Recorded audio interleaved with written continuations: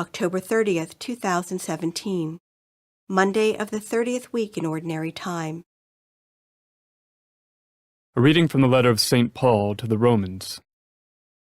Brothers and sisters, we are not debtors to the flesh, to live according to the flesh.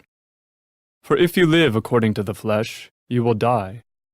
But if by the Spirit you put to death the deeds of the body, you will live. For those who are led by the Spirit of God are sons of God.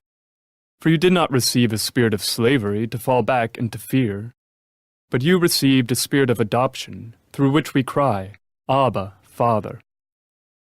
The Spirit himself bears witness with our spirit that we are children of God, and if children, then heirs, heirs of God and joint heirs with Christ, if only we suffer with him, so that we may also be glorified with him. The word of the Lord. The responsorial psalm. The response is, Our God is the God of salvation.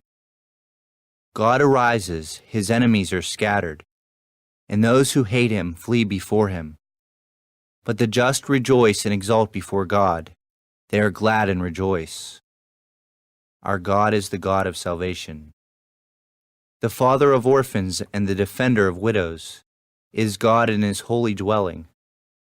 God gives a home to the forsaken. He leads forth prisoners to prosperity.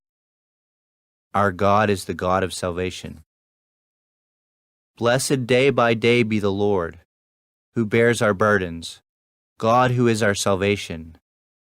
God is a saving God for us. The Lord, my Lord, controls the passageways of death.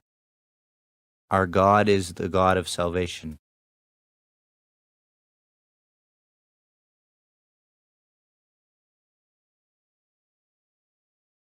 A reading from the Holy Gospel according to Luke.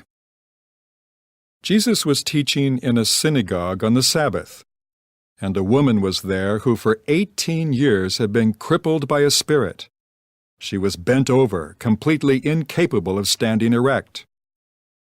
When Jesus saw her, he called to her and said, "Woman, you are set free of your infirmity." He laid his hands on her, and she at once stood up straight and glorified God. But the leader of the synagogue, indignant that Jesus had cured on the Sabbath, said to the crowd in reply, "There are 6 days when work should be done. Come on those days to be cured, not on the Sabbath day." The Lord said to him in reply, "Hypocrites! Does not each one of you on the Sabbath untie his ox or his ass from the manger and lead it out for watering? This daughter of Abraham, whom Satan has bound for 18 years now, ought she not to have been set free on the Sabbath day from this bondage?"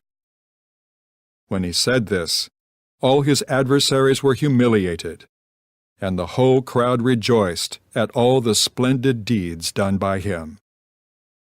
The Gospel of the Lord.